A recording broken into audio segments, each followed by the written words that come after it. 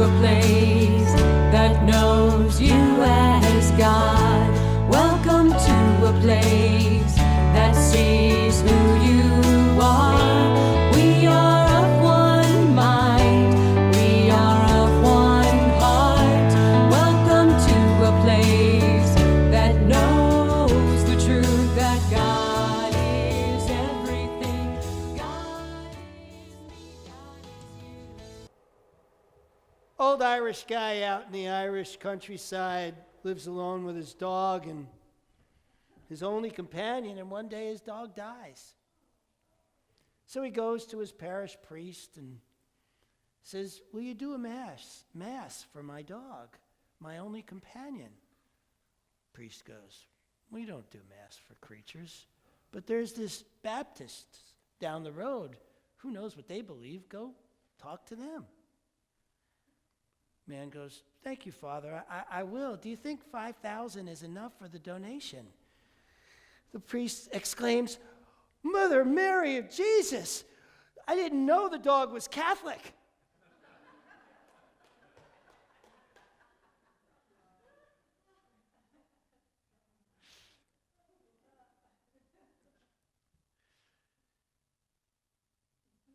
Mastering what you love. Today's talk. And I love this subject because for me personally, it's been my way of moving through life. And one of the things that I've noticed about many people who have mastered what they love is there's a tendency to leave lots of other things behind. Because the saying is that, you can be a jack of all trades and a net master of none, or focus on one thing and master that. And that somehow that felt personally very challenging to me. It felt like a challenge to me. Like I wanted to take that on, and I really wanted to see, how do you balance life? What I wanted to master was balancing life itself. And in doing so, not that I have mastered balancing life, but I'm way closer than I used to be. And in going down that road, I've learned certain things about mastery that I thought this was a good day to share with you. What do you think? All right. Good. All right. So we'll do that. I'll share that. The first thing I noticed is that if we break it down, there are certain things that everybody wants to master before we even get to the thing that we love, that we want to master, that specific thing. And the first thing is being happy. Everybody wants to be happy. And happy is a skill, turns out, that needs mastering. It's really easy to not learn that skill and think, for instance, that something will make you happy, so you will master that, right? Like for me, it was always fun. I am the true master of fun. I know how to have fun with a rubber band, with a desk. It doesn't matter where I am, I will find some way to make that fun. And I thought, as if I could master that, which I have, that would lead me to being happy. It wasn't until I mastered fun that I realized that happy was actually a separate skill. That I could have all the fun in the world and still not be happy. There was a time I wanted to master freedom because I was sure that would lead me to happy. And it wasn't until I achieved complete and full freedom in my life where I could afford to do anything I wanted at any time, go anywhere I wanted, that I realized that actually that didn't lead to happy either, that happy was its own separate skill. And then and so it took a couple of times. It's kind of funny, As much as I like mastery, I find that I am a slow learner. Maybe you find that for yourself as well. But so I have walked through, it took a couple of times for me to realize mastering these other things wasn't going to get me to master happy. That joy was something I needed to master by bringing that expression from within. That nothing out here was ever going to do it. That no matter how many things I mastered out here, outside myself, or even a few things inside myself, they weren't leading to happy. That the only thing that leads to happy is the expression of joy. In whatever it is, we need to express it. And so that's something that that all of us may want to take on, is the skill, recognizing that if what we're after is happy, it has its own skill, and you need to lead yourself through that. Do you get what I'm saying around that? Yeah. So it's important to know that if you have tied your happiness to anything at all, you're going to be disappointed. Because the only thing that leads to happy is the mastery of expressing it through ourselves.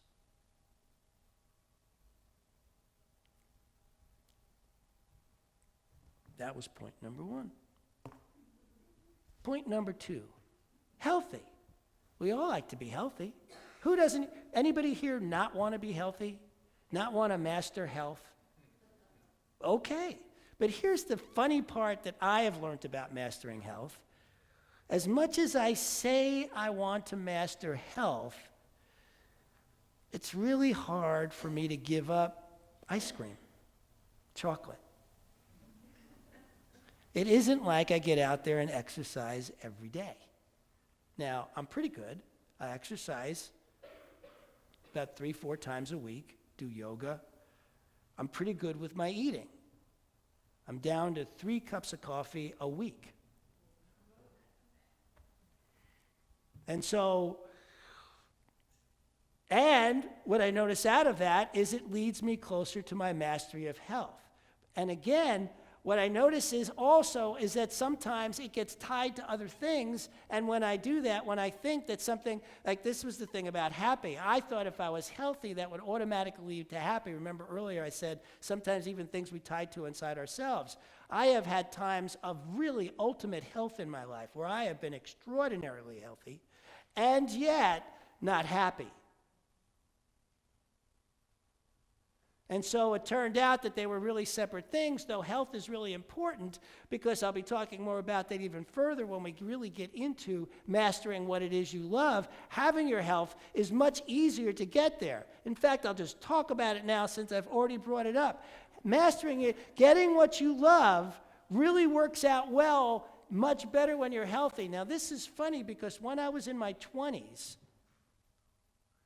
and wanted to be a rock and roll star, wanted my art to be the thing in my life, I was willing to give up everything, my happiness, my health, my well-being, everything, just to achieve success at my art.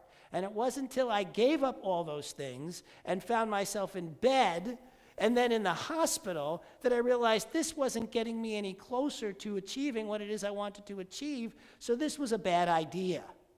And yet, how many artists go through the starving artist syndrome? And I guess they have to go through that. I know I did, to realize this is a bad idea. This actually doesn't lead to where I want to go, because when I am healthy and have a bunch of energy, I get to work more at mastering what it is I love. When I don't feel well, all I'm dealing with is not feeling well. So mastering health becomes really important in mastering anything else you want to master, because in doing so, that's how you get more energy to then go do what it is you want to do. Does that make sense? Okay, that's the second one. The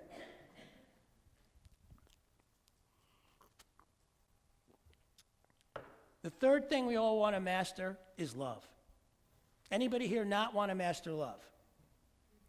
Okay, so we're all on the same page around love. So here's these 3 things. Now, love is another skill. It turns out love is a skill. Everybody, goes around, we go around a lot in our movement talking about love as a birthright.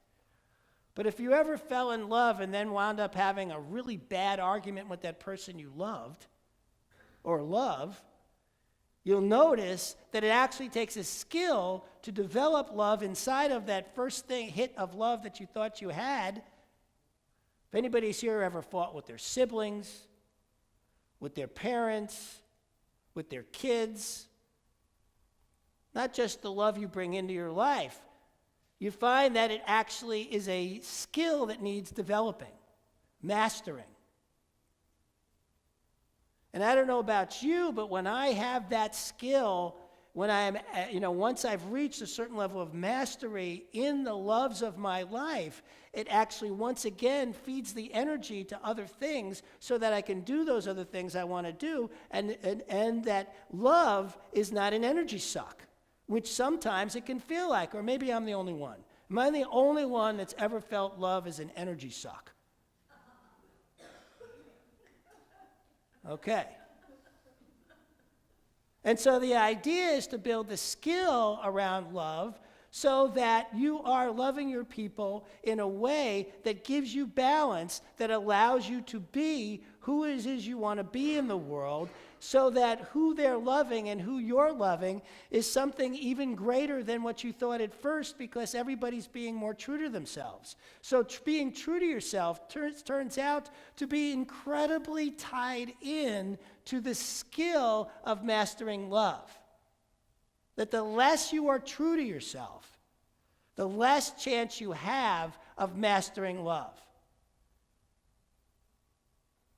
Because in the end, you can only love out here somebody else as much as you can love yourself. That it's always going to play out somehow, some way, that if somebody is treating you badly, somebody you say loves you is treating you badly, it has something to do with how you are loving yourself. Now, am I saying that you should blame yourself for how being abused and all these things? No. That isn't the point. The point is not about blame. It's about the skill of loving yourself so much that you take yourself out of a situation where you feel abused and you put yourself in situations where you feel loved. That you take those actions because they are for the highest and best, not just for you, but for the person doing the abusing. Because in the end, if they're abusing you, they're abusing themselves. So actually getting out of that situation is serving them, even though they may not think so at the time.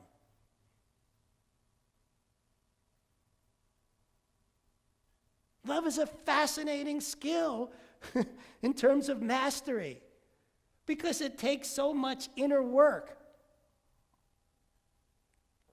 I notice for myself all the time, there's always that next layer, that next piece that maybe I wasn't really loving myself so much about.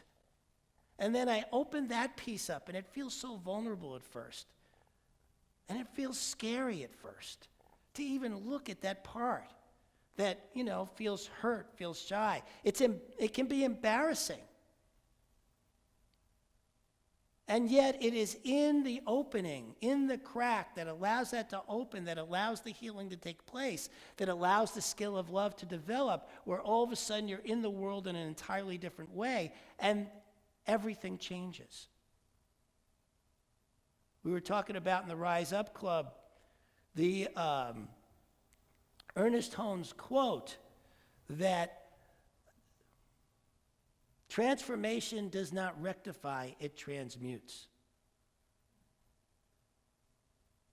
And so transformation is the idea that we lift ourselves, perceive at an entirely different level, in which something actually changes within ourselves, something heals that then may rectify the situation, may not, who knows, but it will change.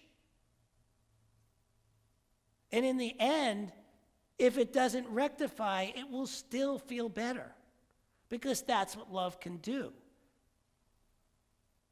Love isn't just this airy-fairy thing we throw around. It's this deep, abiding place that connects us to the eternal, that allows for us to lift up to allow us to grow into who we have come here to be. And it can be scary. It can be incredibly scary. When I first got here, one of the things that I committed to myself around was being completely true to myself in front of all of you. In doing so, one of the very first things that happened was our second and third largest donators left. And that created an incredibly scary space here in my first month on the job. But then the most astounding thing happened. Others stepped up and said, you know, I'd like to give more. And I really had to trust that was going to happen. Walk into that place of faith of loving myself so deeply and knowing that if being true to myself has to create something higher and better, that something like that would occur. And sure enough, more and more of you have given in ways that are so large here that we are now in the black. We are no longer in the red. We are meeting our expenses. We are moving forward and we are thriving. This is a thriving place. My first week on the job, the second and third highest givers left, and we are thriving more than ever.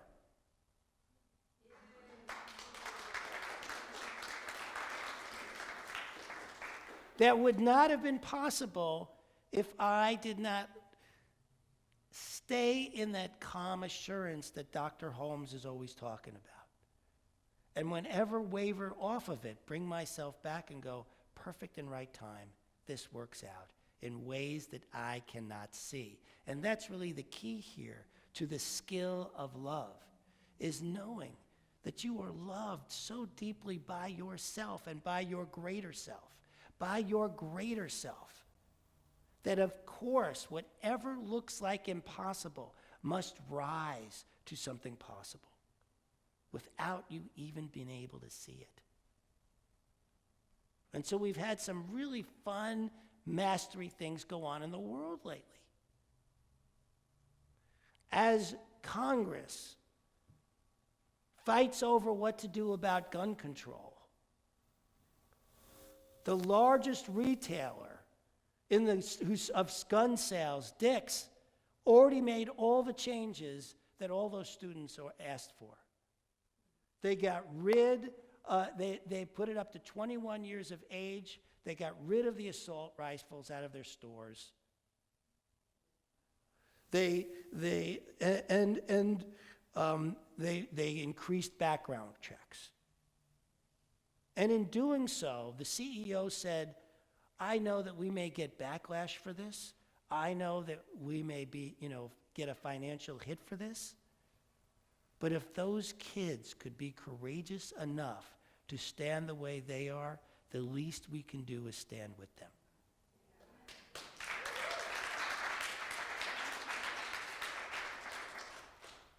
That's astounding. So Congress is going to do what it's going to do, but the change has already happened. Every major store in the land now has already raised their sale to 21, has already increased their background checks, and almost all of them have pulled the assault rifles off their shelves. It's already happened. And that is something that was thought of as impossible, that grew into a possibility because kids were willing to say, hey, I'm not going to stand for, what others, my adult people around me, tell me is possible. And that's what we can do, right? Stand in that place of possibility even when it looks impossible, because that's a skill worth learning. No matter what it is you want to get great at, no matter what it is you want to master. Okay, next thing on my list. Feedback. It is impossible to master anything without feedback. Now, I know I just said that anything's possible, so maybe it is possible. Maybe you could master something without feedback. But your odds increase dramatically if you get really good at accepting feedback. And the funniest part about feedback is how resistant almost everybody is to it. Nobody wants to hear something critical. And I love it when I hear somebody say, well, if they only said it nicer, then it would be okay. And yet feedback is vital for the GPS system within us that guides us to a greater place of knowing and skill level. Because you have to know where you are to know where you're going. If you already think you've arrived, then how do you get to some place if you already think you're there? If you're sitting in your car in Los Angeles thinking you're in New York, how do you get there? So I was once told this great metaphor around all this. It has to do with planes. Planes are 98% off course, and yet they arrive on time. Sometimes. Some days better than others. How the autopilot works is it has two systems. One that figures out how off course you are, and then the other moves the steering wheel, or whatever it's called, to get the plane back on course. And they talk to each other, right? The navigational part says, move 2 degrees to the left. And then the other part does it. And then it says, okay, now move, 100 feet higher. And the other part does it. And then it says, now move 100 feet lower. And the other part does it. And it says, move 2 degrees to the right. And the other part does it. And because they work so well together,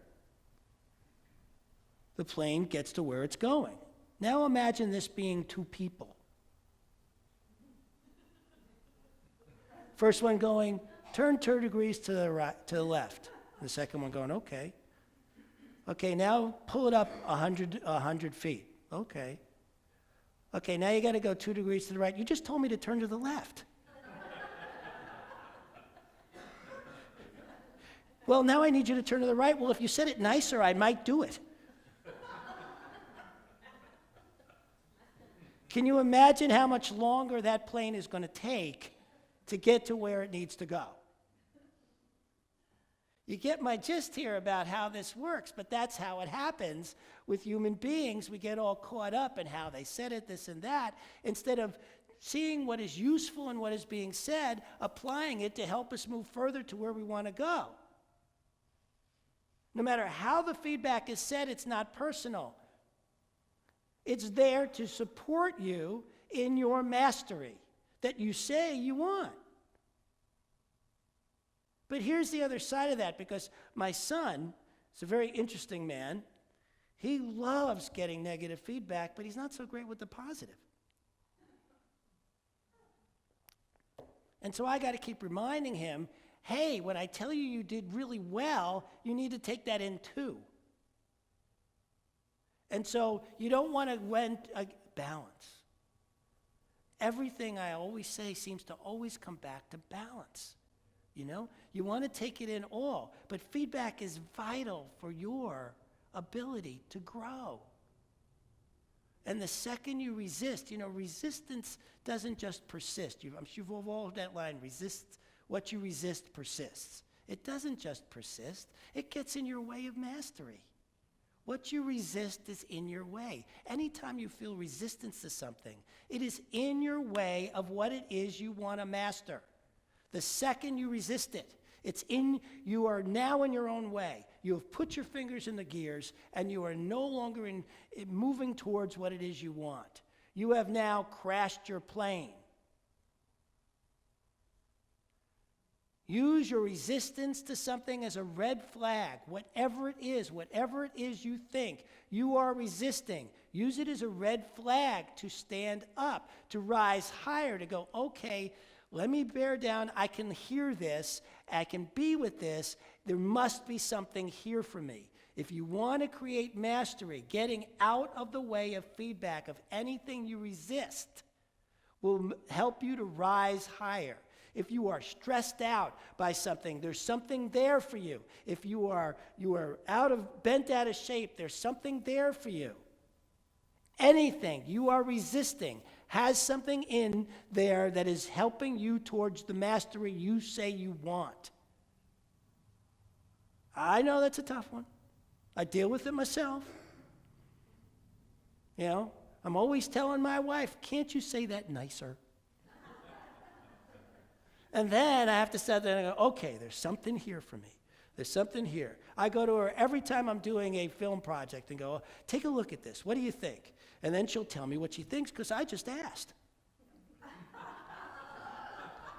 I did just ask, but then I get mad at her. How could you say it like that? I get all mad at her and I huff and I puff. And she's sitting there going, didn't you just ask for that feedback? Yes, I actually do want the project to be better, so now I got to go, huff and puff, calm myself down, come back, take a look at the feedback she gave me, and then work with it. Usually, you know, with a little...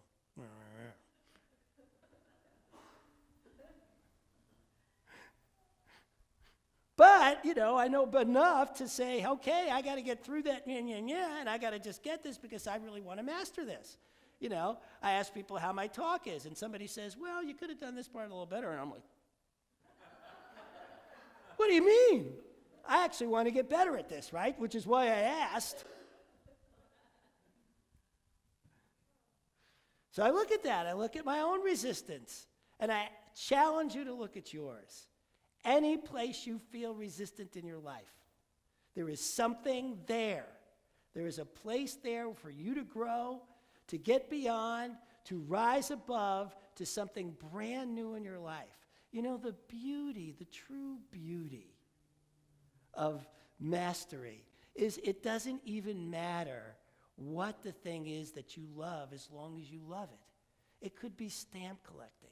It could be making a talk show. It could be acting. It could be singing. It could be whatever. It doesn't actually matter. If you love it and you take on the mastery of it, you have added to changing the world.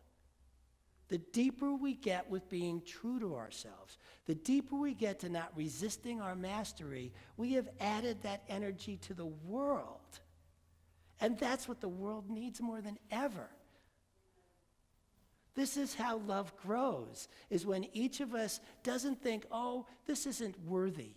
This thing I love and want to do isn't really, big enough and isn't really affecting the world so much. I should change, take on something else. No. Whatever it is you're in your heart to do.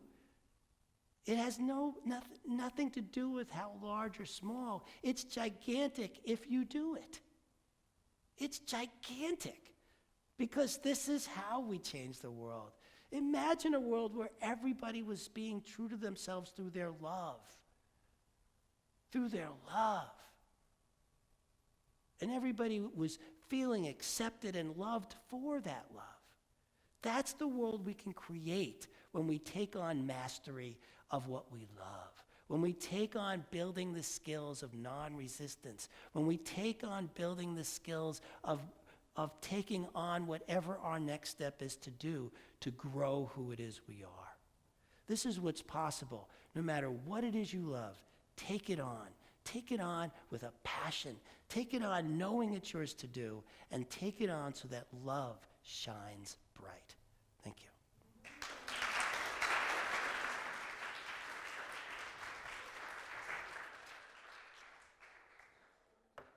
All right, take out what you're going to give. Hold it in your hand. Unfold it. Unfold it. Because this is power. This is how we create the law of circulation we want in the world. We hold it up. We hold it in power. We hold it knowing that by sending this out to the universe, it returns to us, multiplied so much that this is how, because we are powerful, creative, spiritual beings, we get this law moving for ourselves is by the giving. So let's repeat this together. God is the source of all supply. Money is God in action. What we give, we receive multiplied abundantly. All that God is, I am, and so it is. You are the face of God. I hold you in my heart. You are a part of me. You are the face of God. You are the face of